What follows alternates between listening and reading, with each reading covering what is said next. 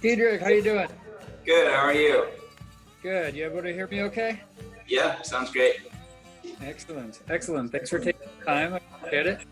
Yeah, no problem. Excellent. So to start out by talking about, first off, hold on 1 second, to position here a little bit. Okay. There we go.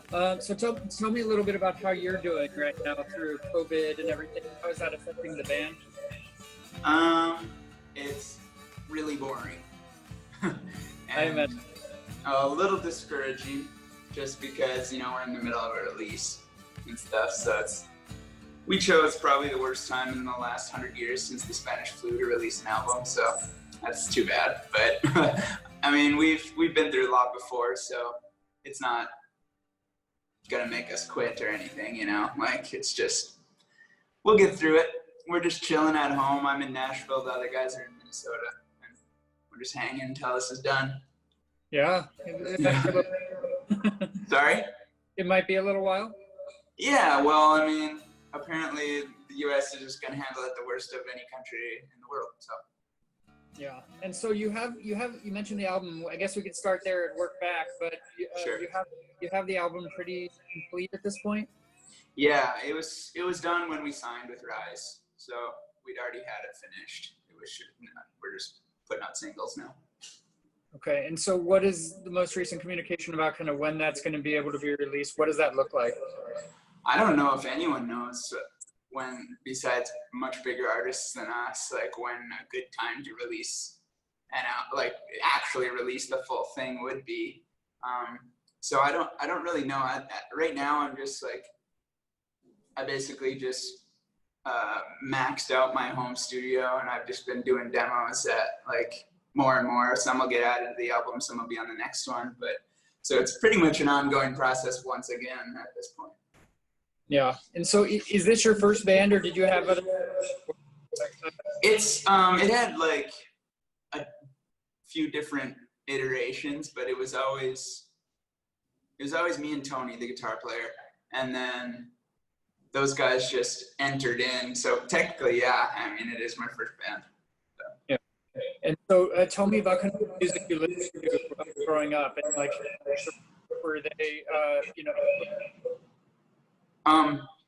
Growing up, my mom listened to a lot of 80s music, a lot of Duran Duran and stuff. I listened to a lot of Pearl Jam and Smashing Pumpkins more so, and The Cure, and a lot of the 90s stuff that was on the radio, like Third Eye Blind and stuff. Yeah. And so at what point did you know what you wanted to do? You wanted to be in a band? I think it was my freshman year of college. I think is when I was pretty convinced that was what I was going to do. I only started playing music and playing the guitar like when I was 17, like right at the end of high school. Started to sing in choir, and I started in 11th grade. And then I think I got paid once to play at like a resort, and I was like, well, I'm never gonna have another job in my life. This is the easiest thing ever, and so I never did.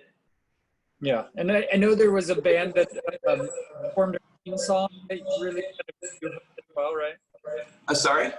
There was a band that performed a song that got you hooked. In where? I'm sorry, it keeps cutting out that one word.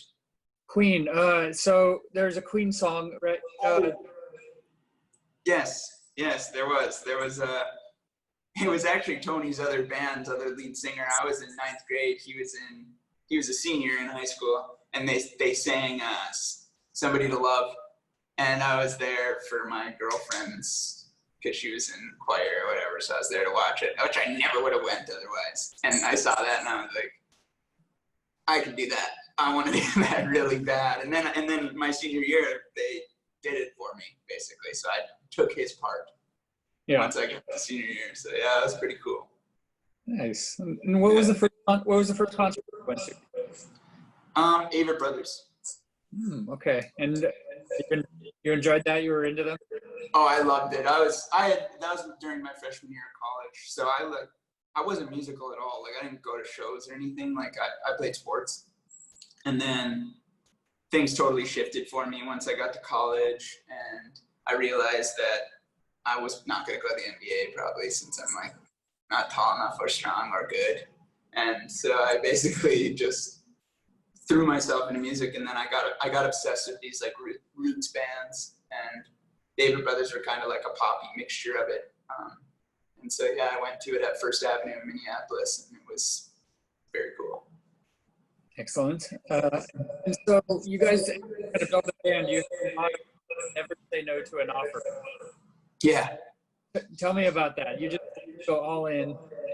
Yeah, we were at a point in our lives then where we were just getting started, figuring out, you know, like how to tour without a tour man, like without a booking agency or anything. And so we got to this point where we were living in the West, where we didn't know anyone, which was like our goal, was to get away from everybody that we knew, so we'd have no other like distractions besides to play music. So it was just like, we don't have friends, we don't have family here, like we have to play.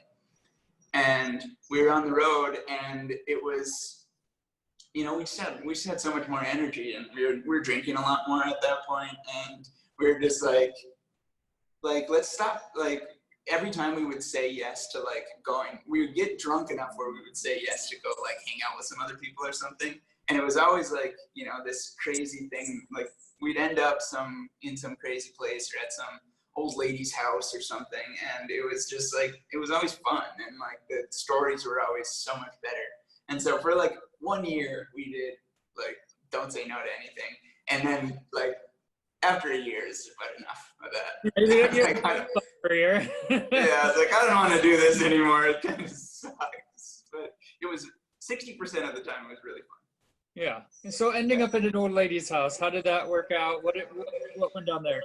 It was super weird. We were, well, that's actually happened a couple times, but the time I was thinking of in my head was we were somewhere in Washington, and I think it was the owner of the place invited us back, and it was like this big mansion with these like Rhodesian Ridgebacks walking around and stuff, and like it was just like an epic, like she like really wanted us to get in the hot tub, and we like, were like, okay, and she's like, you don't even need to, you know, you don't even have swimsuits. It's like, that's all right, I'll keep it on. But it was such a fucked up night, but it was a really interesting story, and those happened all the time where it was very strange. But she didn't have her swimsuit. Yeah, she didn't have it. She had all of her clothes on. She just wanted us to go with hot tub, and I was like, I'm poor, so I'll go in any hot tub at this point. You know, it's just like, I have no money. Yeah, I'll take all the free drinks and hot tubs that I can get at this point in my life. Yeah. So tell me about that, not having any money, going out on the road, just leaving everything behind, right? Like, what was that like for you? Were you nervous the whole time? I think we were too stupid to be nervous, really, and we were just too excited about music to care. And so we, you know, that was another pact that we made, was that we wouldn't do anything else for money but music.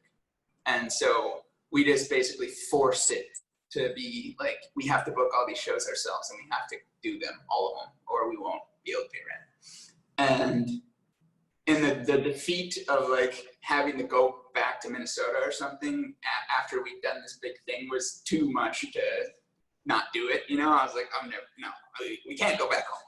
I'm not gonna do it. And so it wasn't necessarily scary. It was just a big learning process of how to survive doing that. You know, what things to cut out of your life that you would have normally spent money on, or that seem like what a normal human should do to be able to continue living. And we just figured out which ones were okay to not do, which is like, you don't get hotels, and don't buy shit from gas stations. Just like, you know, get water from the sink, and if they have like a soup section, just go back there and grab like 40 packs of saltine crackers and bring them back. And like, only eat what the bar gives you and stuff, you know, don't ever pay for drinks. But yeah. It gives you something, you know, something to start from, you know where your roots are, right? Yeah, exactly. It's I mean, we've been at that weird point where, you know, we just got signed to a bigger label. And so like, there were these in-between points where it was kind of like, almost back to that, like, it's not even close back to that life, but it feels like that once you've done like really big shows, and then you go back to like doing small clubs that like you're headlining or something. It's like kind of feels like you're back to where it was, but it's not. But like, it's nice to have that, you know, like nobody like cares about, you know, if we're in the middle of nowhere and like somebody's really tired and doesn't want to keep driving, like we're just totally fine parking somewhere and like sleeping, and like that is like so baseline for us that it doesn't matter at all. Yeah. Yeah. So speaking of cutting things, I wanted to about a little bit more about the situation with Boyd, and kind of, you know, he became like your best friend, but Yeah. not by intent. No. He is currently definitely, yeah, I mean, we're all best friends, which is awesome. We hang out with each other like when we're not doing the band stuff. And he tried to join the band. We're from a really small town, and so it's the people who play music, everybody knows who they are. And so he was from a town that was like 10 miles away from mine, even smaller than the one I grew up in. His town had, I think, like 1,200 people in it or something. And so he was the only drummer that I knew. And I didn't even know really that he played drums. But he like talked to a mutual friend who talked to me. And I was like, talk to Tony. And I'm like, yeah, let's try it out, I suppose. And we tried it out. And it's a very vivid memory. It was at this place called Victor's Brew House in Duluth, which is one of my favorite places of all time. And he came there and just wrecked it. It was so bad. It like nothing worked. He was not like, Tony is like, can improvise really well. Like he went to Berkeley and he's, you know, just a very good guitar player. So playing with him was always easy because he didn't even need to know the song. And I just kind of assumed everybody would be like that because I knew nothing. And it was just not that. And so immediately me and Tony left and we're like, we gotta get rid of him. But we're also from Minnesota, so it's really hard for me to confront anyone about it. And so like it already took like 2 weeks for me to even build up the courage to be like, hey dude, don't come to any more shows. Like this isn't working. And he was just like, yeah, no, I'm gonna come. It's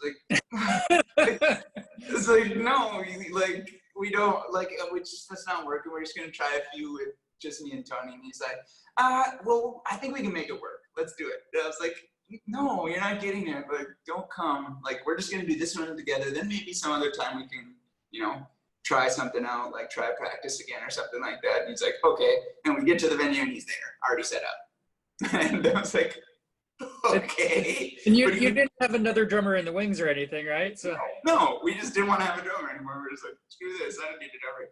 And he just refused to quit, like even though he's being fired. And then he just like after that show he was like, hey, whatever you want me to do, like tell me exactly how you want me to play and I'll do it. I won't do anything that like I want to do. I don't care. I just want to play. And I was like, all right. Told him exactly, and he just did it and got really good. And you guys have, I'm sure, looked back on that, right? Oh, we laugh really hard. I love about it all the time. We only recently just started telling people that. It's like, he like, for a while, he was like, don't kill him. But he's cool with it now, right? He knows. Yeah, of course. He's cool with it now. Now he knows it's funny. It's kind of like a mark of his character, too, you know? Like, I think it's kind of cool. Yeah, he's got that endurance. He knows what he wants, and he goes out and gets it, right? Yeah. Well, that's awesome. And so tell me about the tour with Angels and Airwaves. How did that together, and what was your experience like? That was great. It was pretty short because a bunch of the tour days got postponed and canceled. But it was really fun. I feel like we really connected with their fans because this is the first tour where we actually got to go do our new stuff, like to its fullest potential, not as fullest, but more potential than it had before. And so it was nice to hear it on like the bigger stage and to like remind ourselves that we could play these stages and, you know, do it well, because it's been so long since we played new music.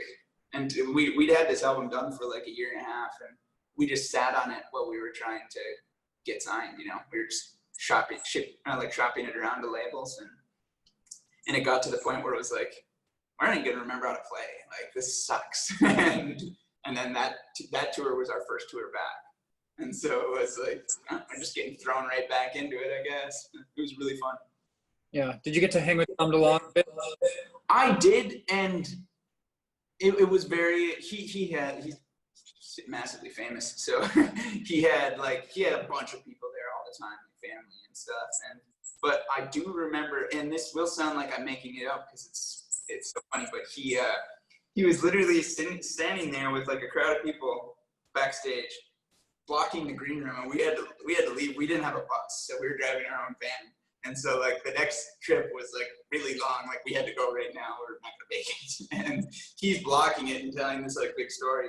And so I just have to like sit and listen to it. And he was talking about, no joke, like being shown a UFO by like the U.S. government or something. It was like, I wasn't listening to the whole thing when he was saying that. I was like, people aren't even gonna believe I'm telling them this. This is like ridiculously like spot on cliche what you would think he was gonna say. Yeah, you just walk into it. I mean, I'm sure it can come to mind like all the time, right? Yep.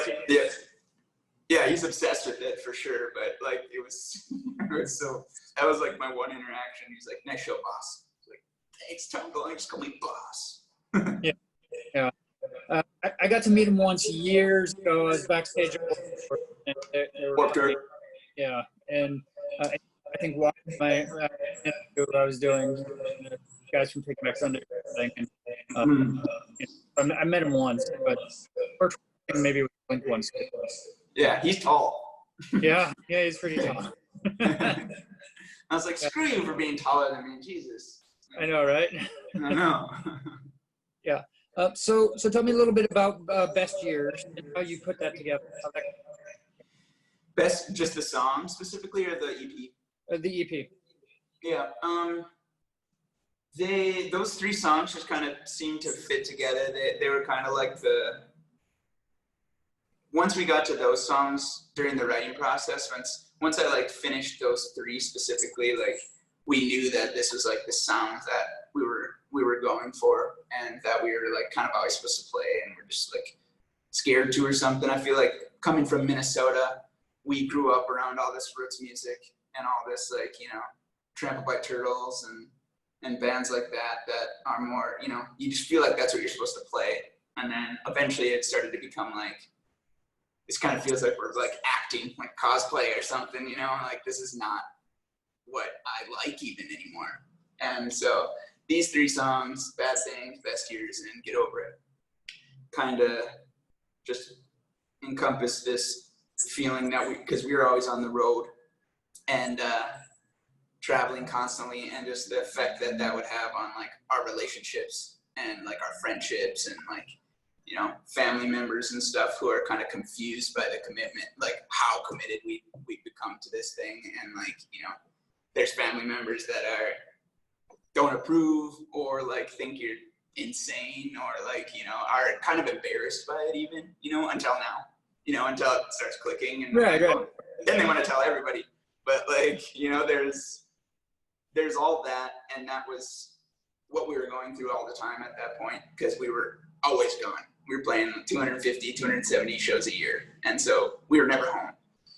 And so people did eventually get confused by it, and then, that Best Years line, like, when you're always leaving, nobody cares if you stay anymore. It got to the point where it was like, you'd go home, and the first time you came back, people would be really excited to see you. And then like the next time you pass through, it's like, oh, he's leaving again. Who gives a shit? And those three songs just seem to be in that same realm. So that's kind of why we decided to go with those three first on that EP. And so how did, kind of look back in a little bit different place, but relationship on the wayside, would you say, it's worth it to have kind of moved on here, or, Sorry, you cut out a little bit for that last sentence. Yeah, so I was saying, would you say kind of along that the theme of that EP, right? Having to let go of some of those relationships to be able to do what you really, are passionate about. Like, would you say kind of that's worth it? Or are there some that you miss, that you feel like you missed out on something there? I don't know. For me, not really. I feel like it was more of a growing process where I kind of met the people that I actually would connect with. There's people that you grew up with and some that will always be friends and stuff, but there are not that many that are either really, really excited about anything or like obsessed with anything in general or specifically music. And as you do that, you kind of whittle away all the people that don't do that or don't think that way. And so you kind of feel like I personally feel like I made a lot better connections than I would have had I stayed or done that. But so I don't miss a ton of them. The ones that were really strong stayed through it. So yeah, it was just the initial like ripping the Band-Aid off of like, oh yeah, I don't have friends now. These are my only friends. Yeah. And so tell me a little bit about the European tour, because I know that was a big deal for you guys to get to go, all the way to Europe, on something that, to what you said earlier, right, was, you were living on crackers and you're now traveling across the world to play shows. Mm-hmm. It was awesome. It was really, really exciting. And it was so nice to have the label backing it, because it was just something that we would have never been able to do without that, and just to have a team that was willing to stick their neck out for us because they thought we would perform well and everything. It really legitimized the thing that had already kind of been legitimized, but now we were getting really excited. And those shows were really, really fun, and the audiences there are super connected. It feels like, they're really there to listen, which is really cool. It's not like American audiences aren't there to listen, but it is just it's a different vibe sometimes, we didn't have any shows where it was like pure talking and drinking like we've had many, many times. And that's partially our fault for not being good enough, and partially their fault, I think. But it was amazing, we went around and I'd never been to any of those countries, and neither did the other guys. So we were just randomly going. I was acting as tour manager, which was crazy. So I had to do every border you have to like do your inventory or whatever with the borders. And I'm just like, I don't speak the languages, obviously, because I'm a dumb American. And so like, I had no idea what was going on, and they get mad, it's your lines. And I'm just like I feel like a 7-year-old kid handing them these forms, like I don't know what they mean at all. So it was a learning experience. It was really fun, and we got to know the Ash guys really well, and they're super cool. Yeah, and through that, you didn't miss any gigs or anything like that. You were able to make it everywhere you needed to go. We made it everywhere until we had to get back, and that was crazy. And so when you needed to get back, it was mid-tour. You had shows planned still over there, and so how did you know? Okay, this is the time where we need to kind of go home. We need to go home now. What happened was like those last 4 or 5 shows, everyone was getting like more locked down than the last, and so it started to feel like this thing's not going to happen. And I didn't even want to say it to anybody because everybody had really high hopes. And then the last show had to be moved to a bigger venue so everyone could stand 6 feet apart. And we sat down, and I was just like, we're gonna have to go. I know it. Like they're gonna make us come home. And like, you really think so? I was like, either that or they're gonna cut like the border, and we're gonna get stuck here. And they're like, do you really think we could get stuck? I was like, yes. I don't like we for sure could. In my head, I'm like, we're gonna get stuck. Like I don't know what we're gonna do. And we got done with that show, loaded out. I went to bed, and I woke up to like my little brother who was doing camera work for us. And he shook me awake, and he was scared to wake me up. Like I'm his older brother, and he's like, I was tired, and he didn't want to wake me up. And he's like, hey, you got to get up. Apparently, like we need to be back in the U.S. in 48 hours, or we're gonna get stuck here. And I was like, what? Like, wake me up. And I look at my phone, and I have like 20 missed calls, and like 15 messages, and it was our management and everything. Like, hey, you got to get back. Like we're working to get you back now. And I was just like, we're in the middle of Norway in the mountains, like driving I have no idea where we are, and I'm like in and out of service all the time. I was like, we're screwed, because Trump messed up the address a little bit and made it seem like we got to get home in 48 hours. We're not going to get back into the country. And Yeah. so everyone in Europe was doing the exact same thing. And so every American that was overseas is like frantically trying to get back. And so there are no tickets. They're just writing to us, telling us we have these tickets, and then they would get canceled. And so that happened like 6 or 7 times. Like, and I was like, we're stuck. We're going to have to live in Germany or something. I have no idea what we're doing. And we were getting onto, the bus was getting to a port to get onto a ferry. And there was like a slow ferry and a fast ferry. And you didn't know which one you were going to get on. And the slow ferry was 10 hours. And the fast ferry was 4. And like, you're in the middle of the sea. There's no service or whatever. And so I'm like, we have to get out of this port town, find it, the nearest airport, and you have to get us tickets there to somewhere in the US. And so eventually they did, and we got out of that little port town, left all our gear. Our gear's still there, which sucks. And got on, and it was 48 hours of travel into Atlanta, where none of us live. We just had to find our way. It was But at insane. least you're in the US at that point, and yeah. Yep. It was crazy. It was so crazy.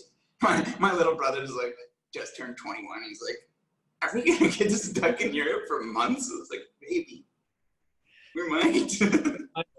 Yeah, it probably would seem like a short period at that point, but who knows when you get back after that? You know, it's Exactly. It went way longer, and it got so much more serious than anyone could have even thought at that point. Like, it seemed like a precautionary move at that point to close the border or whatever, and now it's like less so as you're waiting and everything's being taken, and you know, it seems like doors are shutting, and you're like, okay, Yep. And it's like, these guys are our friends, but they're not gonna like let us live at their house for months. not that friendly. Yeah. And so your equipment, like, how do you get that back? What does that look like for you guys? As far as I know, they're gonna get it back soon, or it's in the process of happening. But forever, it was so expensive, and like not a #1 priority because we're not playing, and you know, we're professional musicians, so everybody has other stuff, and so it's not like, you know, we can't play music at all. Like, everybody has 10 guitars and stuff, so it's not the end of the world. But there's some pedals there that I really wish we had back for recording. But so they took their time getting it back, and it's not, you know, I'm fine with that. I'd rather it cost less. Yeah. And so in this process also, you moved to Nashville, right? Which, I mean, I can tell you're kind of in your new spot now, because I mean, there's nothing on the walls. You're not, it doesn't look like you're all set up even yet, right? No, I keep this wall pretty empty for if I'm like streaming or something. But like, I got like my setup all done and everything. Like, it's a fun place to stay. I really like living downtown here, besides like how noisy it is. But yeah, I moved in here. I thought, my management's here and everybody's kind of in the area, so I might as well be here. I'm not going to go back to Minnesota anytime soon. I don't want to be around like my grandparents and stuff, you know, just because I see way more people than they do, and I just don't want to go back, and Yeah. you know, that's not what I want on my conscience at all. You don't want anything to happen there. You got to be careful. Yeah. Exactly. So I'm like, no, I'm going to see my mom and my grandparents, and if I get somebody sick, like, no thanks. No. And so in that, you moved to Nashville, where there's this huge music scene. I don't think a lot of it's your style of music per se, but I mean, what a town to move to, where there's a scene in a time where there is no music, right? What is that like? It's weird. It's weird because it is, you know, there's a rock scene here that's pretty cool and kind of like hip, but that's like not happening at all right now, because like all the cool venues are like keeping their doors closed, and all the like lame venues on Broadway that are playing like all like cover country music and stuff are like, some of them are open, and like the party buses are like cruising around with bachelorette parties and stuff, and I'm just like, we're gonna all have to sit inside for 4 more, like for a year more or something, you know, just because people can't listen to Wagon Wheel. Like, people can't listen to somebody cover Wagon Wheel on the station. So it is weird, because the knockoff country scene is still alive and well on Broadway, but like legit country acts and stuff are obviously not doing huge shows or something. But all the rocks. There's no other music happening. It's pretty nuts. It is. I've been back and forth here for like 5 years, so I've seen it. I've seen like not only the growth over the last 5 years, but how buck wild it is all the time and with music, and so it's really weird to see it so dead. Yeah, it's crazy. It's sad. So I'm in Napa, California, and so have you toured out to the West Coast? Have you made it out this far? Yep. We've done a 5 or 10 shows in California probably, and we lived in Portland for that year that I was telling you about. So we were out on the West Coast for a while. Yeah. So do you remember where you played in the Bay Area? What areas you liked? San Francisco, we played at the Masonic Mm-hmm. with All American Rejects and Dashboard Confessional. And in LA, we played at the Troubadour. There's a few other places we played there. I remember specifically in the early days, we played at a hot dog place. So that was cool. At a where? A hot dog store, Okay. basically. So those are the kind of venues we were playing in. That's pretty legit. Yeah. Oh, it's super legit. Super legit. Breaking our own PA, a Bose stick Uh-huh. in the corner of a hot dog place. Yeah, super cool. All the Yeah. patrons really want to hear music. But yeah, no, my most treasured memory of that was like just going down Big Sur, pretty much getting down into Southern California and stuff like that. That drive is just epic. That's like so cool. And that was before we played any cool shows there. I don't know exactly where Napa is in relation to everything else. It's like an hour outside of San Francisco, a little more than that. Cool. Yeah, so not too far. And was it that tour with All American Rejects and Dashboard where you met up with Chris Carrabba and kind of formed a friendship with him that led to? We toured once with his other band, Twin Forks, before that, and then that was, I think, just kind of like a trial period thing for this tour, and then we got on that one, and that's when we really became good friends. That's cool. Yeah, I interviewed him with Twin Forks when they were here playing here in the Bay Area, so he seems like a pretty good guy. I was with him, I bet. Oh, really? Did you play that show at Slim's? Yeah, for sure. Really? Oh, that's awesome. That's hilarious. Yeah. That was Slim's, what's it called? Like, just Slim's? Just Slim's. It's 333 11th, and it's shut down. It was like one of the first venues to shut. When the pandemic happened. I think they were on hard times already. And was it in San Francisco? Yeah, for sure. That's for sure. If it was like 3 years ago, 3 or 4, yeah, right 100%. We were with, yeah. Nice. Okay, so we crossed paths, and we did. Didn't even know it. That's pretty funny. And so how did you kind of sync up with him to be able to record Something to Keep Me Awake? What did that look like for you? That was just really cool. We had the same manager at the time, and Richie again. He started Vagrant Records and stuff, and so that was basically how I got more deeply introduced to Chris. And we were struggling with this song, which was the first song that I wrote for this album. We didn't know exactly what we wanted it to sound like, and I was getting really into The Cure and The National and stuff at that point, and I wanted to move the band in that direction really bad.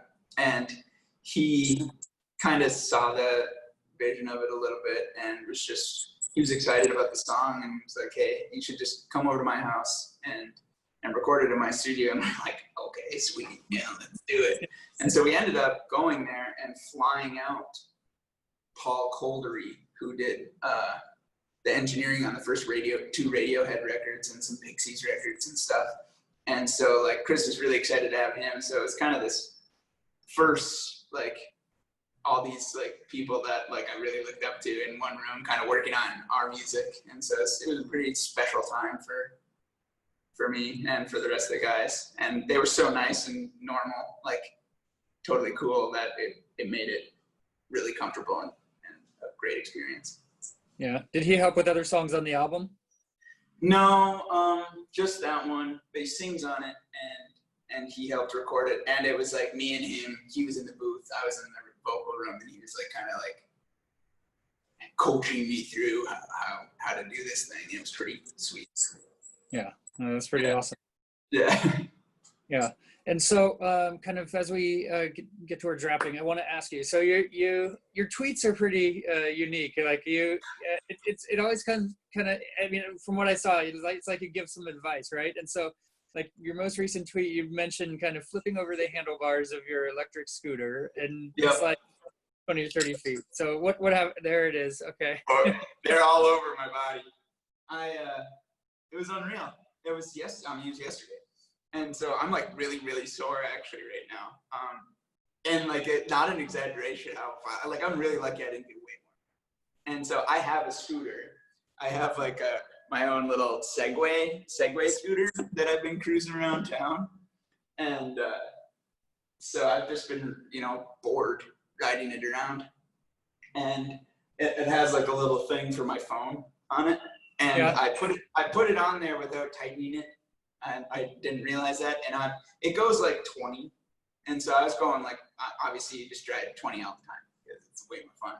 And so, and so I'm like going 20 through Vanderbilt campus, and I get like onto like a semi-open part of it, and there's like all sororities and frats on the side, and people chilling out like drinking beer, and then like a construction thing happening over here, and so I'm like looking around, looking at like just the surroundings, and I see my phone start to like slip off, and I tried to grab it, and it's just really dumb. And then there was no hope at that point, so I just tried to like not get too hurt, but like I flipped and went flying. Like girl came out and thought like I was dead. And like the construction worker came by and he's like, "That was brutal, dude. Are you okay? Are you sure you're not in shock?" I was like, I filmed the whole thing. No. Yeah, obviously I hop up and I'm like, yeah, nothing. This arm was extra, Handlebars are like this, and I'm just squeaking away on it. Like, oh, it's fine. See ya. Just bloody. It was crazy, but that's what I do in my free time.